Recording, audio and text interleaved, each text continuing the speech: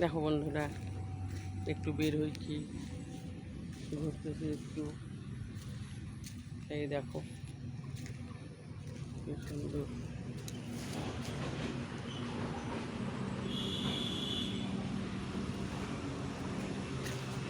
কি সুন্দর গাছে গাছ। তার মধ্যে এখন বৃষ্টি পাচ্ছে, গাছগুলো আরো সতেজ, সবুজ সবুজে সবুজ। কি ভালো লাগে দেখতে, দেখো।